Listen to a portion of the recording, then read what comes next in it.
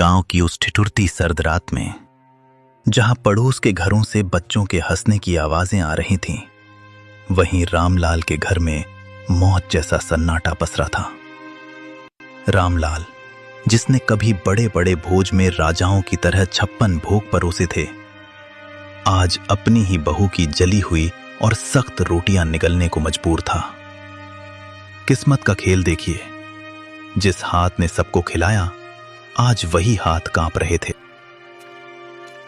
थाली को पैर से जमीन पर घसीटते हुए, लो निगल लो इसे। सारा दिन खटिया तोड़ते हो, कम से कम ये जली रोटियां तो खा ही सकते हो। और सुन लो बुढ़े, कल सुबह सूरज निकलने से पहले आंगन चकाचक साफ मिलना चाहिए। मुफ्त की रोटियां तोड़ना बंद करो। तुम्हारी इस खांसी और मनहूसियत ने घर का सुकून छीन लिया है। बेटी, गला सूख रहा है। अगर थोड़ा सा गुड़ का टुकड़ा मिल जाता तो ये सूखी रोटी अंदर उतर जाती। गुड़ चाहिए इन्हें? अरे अपनी औकात देखिए। जब से मां गई है, तुम हमारे सिर पर बोझ बन गए हो। सच तो यह है कि तुम्हें भी मां के साथ ही चले जाना चाहिए था। अब यहां हमारे टुकड़ों पर पल रहे हो और नखरे ऐसे जैसे अभी भी किसी रियासत के रसोइये हो। बेटा, जिस दिन तू पैदा हुआ था, उस दिन मैंने पूरे गांव को घी के लड्डू खिलाए थे। तुझे अपनी हथेलियों पर छांव देकर बड़ा किया।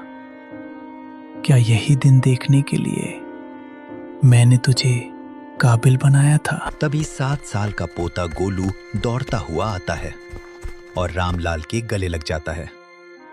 उसकी आंखों में गुस्सा और दुख दोनों हैं। पापा, आप दादाजी को ऐसे क्यों बोल रहे हो?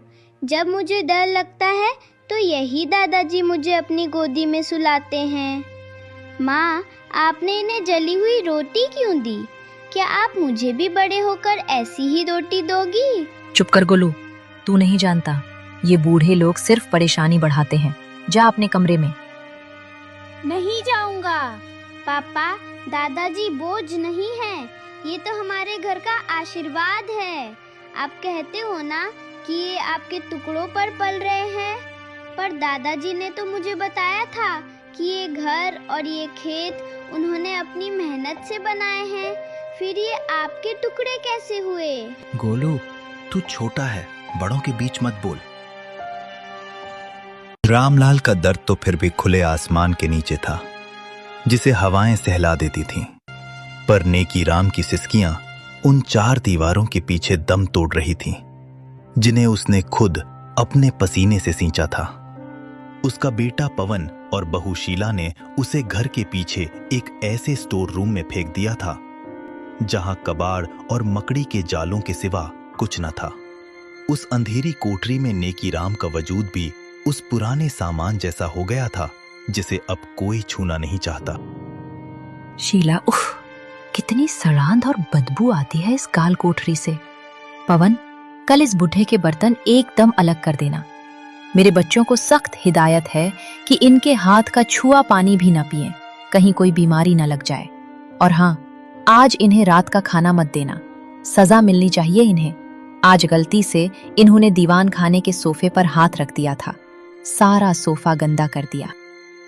बेरहमी से कमरे के अंदर झांकते हुए, बिल्कुल सही कह रही हो शीला।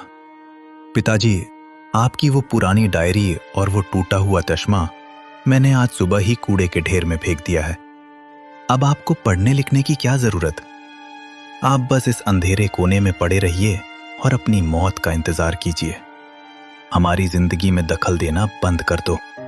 बेटा पवन, अपनी जवानी की एक एक पाई जोड़कर मैंने ये आलीशान घर बनाया था, ताकि तू और तेरे बच्चे सुकून से रह सकें। आज उसी घर का एक कोना मुझे नसीब नहीं।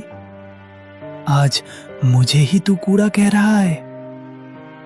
जिस चश्मे से मैं तुझे पढ़ते हुए देखता था, उसे ही फेंक दिया। तभी नेकीराम की 6 साल की पोती पिंकी चुपके से कमरे में दाखिल होती है। उसके हाथ में एक छोटी सी पानी की बोतल और अपनी टिफिन से बची गोविंदा। तेरी मुरली की धुन जब आई, सांसें मेरी महक गई।